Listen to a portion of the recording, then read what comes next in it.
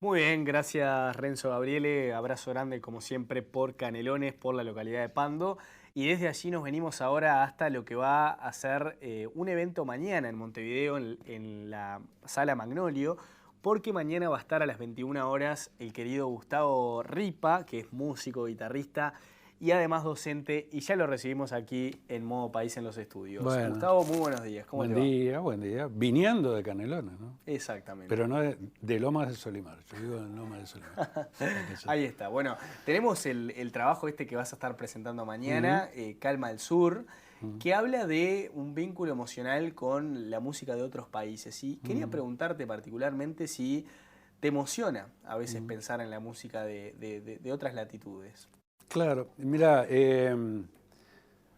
hay una cosa muy linda de hacer, que la podés hacer vos, que la puede hacer cualquiera en su casa, que yo a veces comento eso. ¿Viste? Vos sos muy joven, ¿no? Pero en otra, en otra época teníamos álbumes de fotos, ¿verdad? Todos Ajá. tenían Sí, sus claro. álbumes de fotos, ¿no? Sí. Entonces, por ahí vos algún día te juntabas y tu padre o lo que sea te mostraba, este es tu abuelo, esto fue cuando vino de tal lado, hizo tal cosa. Entonces vas creando todo como una historia de tu vida a través de anécdotas y a través de fotografías, ¿no? Eh, Hay una cosa muy linda de hacer, es que vos podés hacer tu historia Ujú. desde el punto de vista de la música. Si vos, por ejemplo, con las tecnologías que hoy tenemos, ya sea en Spotify o lo que sea, o YouTube, lo que sea, vos podés hacer listas de reproducción. Entonces, vos podés recrear tu historia sonora desde que sos chiquito, de lo que escuchaba tu padre, tu madre, tu entorno, cuando eras chico, cuando eras más grande, adolescente, que escuchabas con tu primera novia, etcétera, con tus amigos. Y es increíble el efecto que produce eso, ¿no? Todo esto para contestarte esto que me preguntaste, que de alguna manera todos crecemos con una historia musical, ¿no? Y yo nací en Salto, Sí. por lo tanto, en aquella época, te estoy hablando de los 60, 70, mientras vivía en Salto, eh, yo siempre fui muy ávido por el tema de escuchar y de tocar, bueno, desde muy chico tocaba. Entonces, con mis amigos escuchamos muchísima música y nos llegaba mucha música argentina, mucho más que uruguaya, te diré, porque la información en aquel entonces era mucho más rápida de saber. De hecho, en Salto había un festival que se llamaba Cosquín en Salto, Sí, claro. Sí, sí, sí. ¿no? Que era como la réplica del Festival de Cosquín en Argentina. Por lo tanto, En yo, Córdoba es, ¿verdad? sí, en Córdoba. Ahí está. Entonces, yo tengo toda esa cosa de, bueno, de haber estudiado guitarra clásica, de haber tocado guitarra clásica, Música popular, claro. música popular, de haber crecido con el folclore argentino, el rock argentino. Bueno, yo cuando era adolescente, Sui Generis recién aparecía, o Almendra recién. O sea, todo eso forma parte de una historia musical y emocional con respecto a una cantidad de canciones. Ahora, vos, bueno, claramente identificás a la música con distintos pasajes de tu vida, pero Sí, ¿sentís que también vos has logrado emocionar a otros haciendo música? sí, ¿Cuándo sí. tomaste conciencia de eso, por ejemplo? Bueno, tomé conciencia. Yo siempre Porque ahora me cuando. contabas, por ejemplo, Mm, perdóname, sí, que, bueno, este espectáculo de Calma al Sur lo habías sí, hecho hace muy poquito tiempo y la sí, gente te pedía, bueno, otra vez, sí, Gustavo, me quedé sin la oportunidad de verlo. sí, Hay mucha gente que va a apreciar tu arte desde el punto de sí, vista artístico, pero hay otra gente que realmente se emociona y se mm, compenetra mucho con los sí, temas, ¿no? sí. Mira, el punto de inflexión fue un poco el primer disco mío que se llama Calma, del 2010, o sea, ya hace 13 años. Que yo empecé, digamos, a hacer una cosa que no era muy habitual o no era nada habitual, que era versionar, hacer arreglos para una guitarra solista, instrumental, de canciones de la música popular uruguaya, de distintos estilos, porque ahí yo hago desde Citarrosa hasta Eduardo Mateo, Galemire, Jaime. Dino, Darren Jans, yo qué sé, lo que sea, ¿no? Entonces, las canciones que a mí me mueven un poco o que tengo un contacto emocional, yo a veces me viene la idea de hacer ese trabajo de música instrumental. Y ese disco Calma, que fue muy regalado, muy aceptado, bueno, muy difundido, yo a partir de ese disco empecé a tener una serie de comunicaciones, de mails, de mensajes y de todo eso, de que la gente se emocionaba con esas canciones, pero además que con esa música la utilizaban para cosas. Por ejemplo, durante un embarazo, durante un parto, el nacimiento. Ay, no, que cuando siempre el embarazo fue con tu disco, y entonces cuando el nene se pone ansioso, yo pongo el disco y él se duerme enseguida, y cosas así, ¿no? O las personas grandes como para calmarse, para tranquilizar, para, como decimos habitualmente, bajar un cambio. Es que a vos la palabra calma también te marca bastante en tu idiosincrasia como músico, ¿no? Sí, sí. Siempre estuvo como muy apegada a tu estilo. Sí. En realidad la palabra calma y el disco Calma, digamos, viene porque el último tema que yo hice como para liquidar el disco, que nunca había pensado en hacer un disco, simplemente había pensado en grabar, es una de Drexler que se llama La Edad del Cielo y que el estribillo dice, calma, todo está en calma, deja que el viento, no sé qué. Bah. Entonces dije, listo, le voy a poner calma, porque además la atmósfera de esa música, de la forma de hacerla, es una atmósfera de calma. Justamente las personas, ante un mundo tan adrenalínico y estresante, como que encuentran sosiego en eso. Bueno, vos hablabas hace un ratito de Salto, ¿no? De tu ciudad de nacimiento. Y me imagino que también te debe pasar esa conexión de la que hablábamos recién cuando volvés a las raíces, ¿no? ¿Qué te pasa cuando tocas en Salto, cuando sentís que estás con tu gente y volvés a esos recuerdos tal vez de los inicios musicales? Te voy a dar una respuesta no muy romántica. A ver. Porque de alguna manera, bueno... No me digas que es aquello de que nadie es profeta en su tierra. No, nadie. ¿Es así? Es así, totalmente. ¿Por qué? A ver. Porque en 13 años yo tuve 3 oportunidades para ir a tocar a Salto únicamente. Hubiera querido que fueran muchas más. Y por distintas circunstancias, como que tampoco fue una repercusión demasiado grande, ¿no? De hecho, las 3 veces que fui, doné un taller de guitarra para estudiantes de guitarra del Conservatorio de Salto y fue paupérrimo, la verdad. Por lo tanto, mira, yo considero una cosa, que el lugar de nacimiento es un lugar potente, ¿no? Porque, listo, uno nace ahí. Pero yo creo que el lugar de uno no tiene por qué ser necesariamente en donde naces. Yo creo que el lugar de uno es ese lugar donde te apoya, te cobija, te da para adelante, te tiene paciencia, de alguna manera te reconoce. ¿Y el tuyo, por ejemplo, cuál es en donde yo esté. Mi lugar es donde yo esté. Mi lugar es un lugar interno, no tiene que ver con un territorio. Por ejemplo, pienso, a ver, en voz alta, ese espacio de tu casa o en cualquier lugar donde vos encontrás una tranquilidad como para realmente ser vos y fluir en esto de la música, ¿no? Sí. ¿Va por ahí? Sí, va por ahí. Yo en este momento, mi lugar en el mundo es Lomas de Solimar y mi casa y mi caminar por la playa.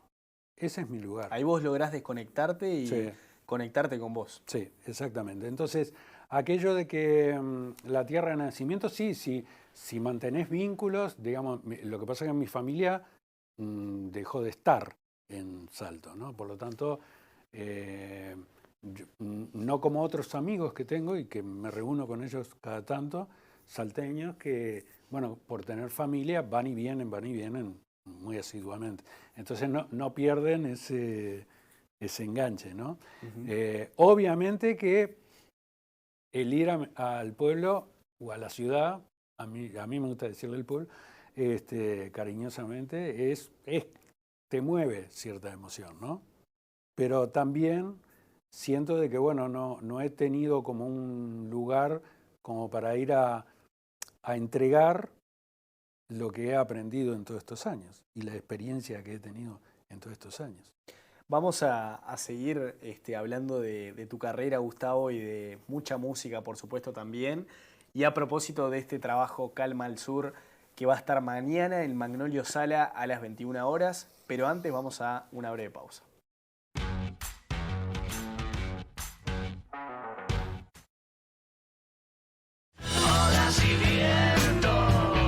Olas y Vientos, el programa pionero en deportes de acción y de aventura.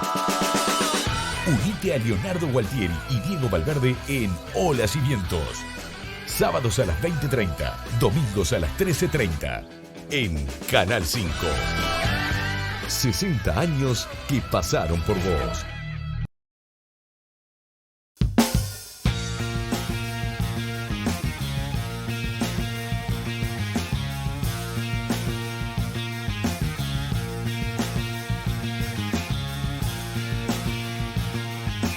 Periodistas, ciclo 2023. Una mirada distinta de la actualidad. Martes y jueves, 20:30. Aquí, en Canal 5.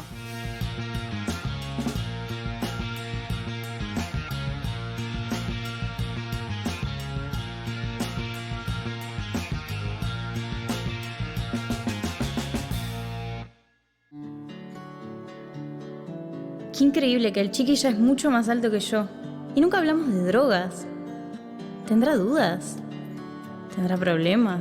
¿Le hablo ahora o cómo lo encaro? ¿En qué andas? El mejor momento para hablar de consumo de drogas siempre es hoy. El consumo problemático tiene muchas causas y formas de expresarse. Todos y todas somos parte de la solución. En nuestras familias, trabajos, comunidades y centros de estudio podemos construir redes de cuidados. Informate más en infodrogas.gov.uy. Para una primera escucha y orientación, llama al asterisco 1020. Uruguay previene. Así nos cuidamos. Un 2023 con mucho arte para ver. Lo recorremos junto a la cámara de Pincho Casanova. Talleres, museos y espacios culturales. Artistas, críticos y curadores. El Monitor Plástico. Sábados a las 19:30 en Canal 5. 60 años que pasaron por vos. Nuevo ciclo de Palabras Mayores. El primer programa de la televisión uruguaya dedicado exclusivamente a temáticas de interés para las personas de mayor edad. Con la conducción de Fernando Vilar y Alison Kennedy.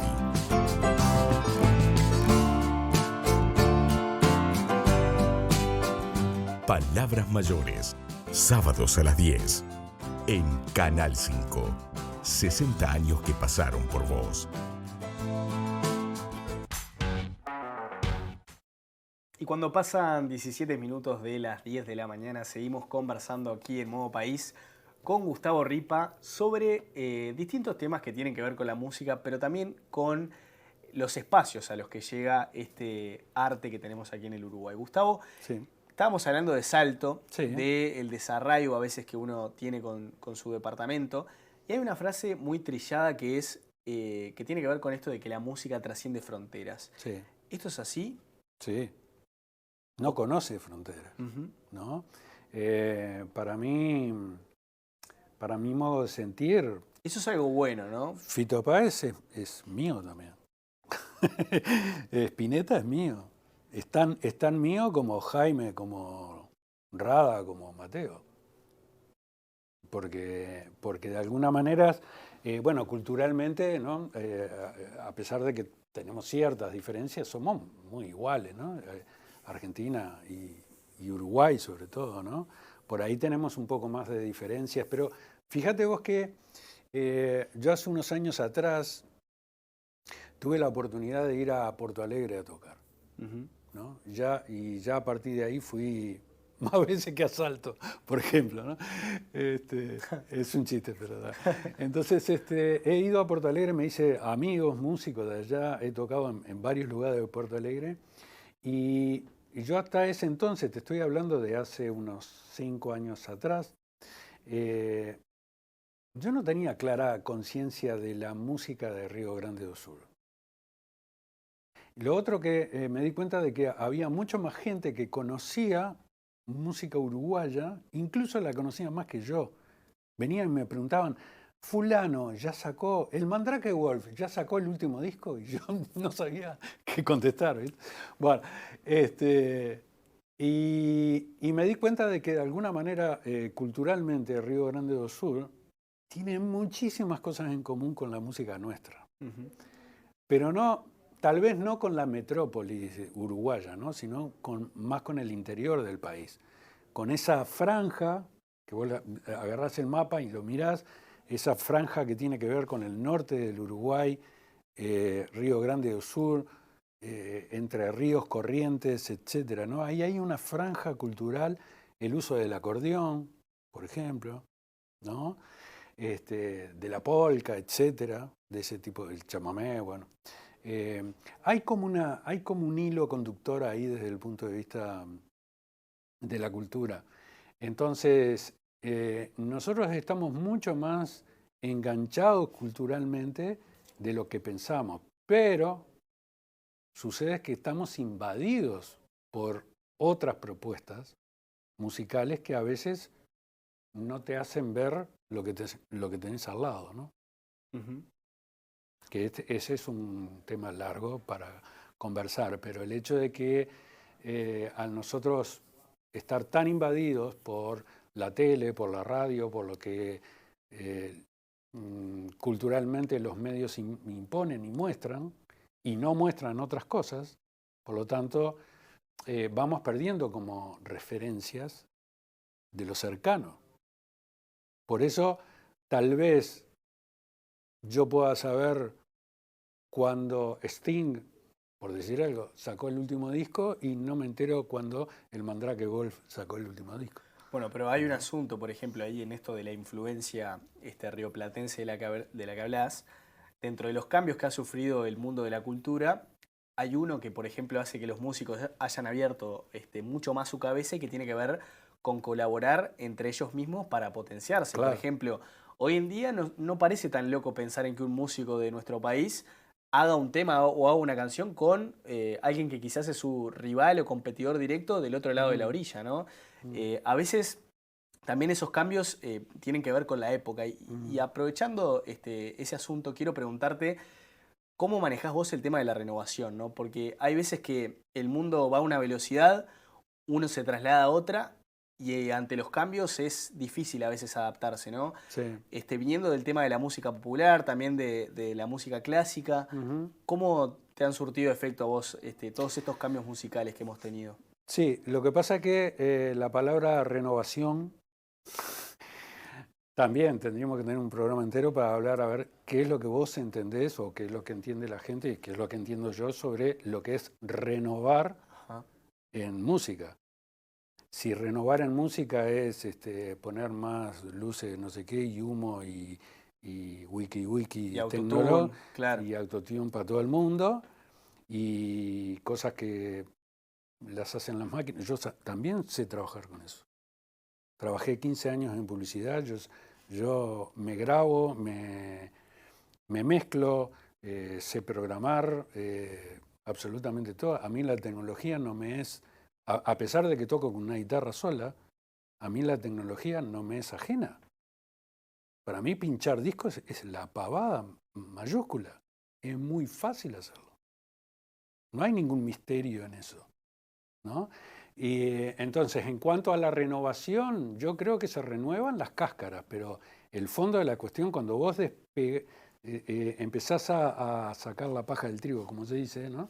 Te quedás que la esencia de muchas cosas que se presentan es muy elemental. Eso es lo que yo opino, ¿tá? Entonces, cuando me hablas de renovación, mira, hay un músico que se llama Alejandro Terán. últimamente lo estoy citando porque me parece maravilloso una frase de él. Alejandro Tedán es un personaje muy particular, un tipo de barba así larga, ¿no? Canosa, no sé qué, arreglador de los 13 episodios sinfónicos de Gustavo Cerati, ¿no? O sea, arregló para orquesta sinfónica los temas de Gustavo Cerati, ahora estuvo arreglando para bajo fondo también, y una serie de grandes artistas, ¿no? Y él decía hace poquito en las redes, porque tiene un cuarteto de cuerdas, y estaba promoviendo un show, y él dice que hoy por hoy, ir a un concierto de un cuarteto de cuerdas, yo puedo, ahí me tomo la libertad de decir, de un concierto de piano, de violín, de guitarra, ¿no? Él dice que es un acto de resistencia al logaritmo. Mira, mira. De resistencia al logaritmo, ¿no? ¿Por qué? Porque estamos tan acostumbrados o diariamente, todo minuto, toda hora, todos los días, a escuchar determinado tipo de cosas que lo que creemos que existe es eso. Claro, claro. Y lo otro no. Y muchas veces hemos perdido el oído musical, ¿no? El oído musical. Ya no sabemos qué es verdad y qué es mentira. Ajá. Ya no sabemos qué es lo que crea el humano y qué crea la máquina.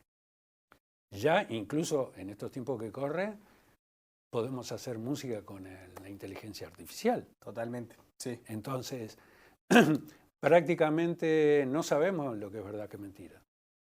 Ni en música, ni en información, ni en imágenes, ni en alimentos, por ejemplo.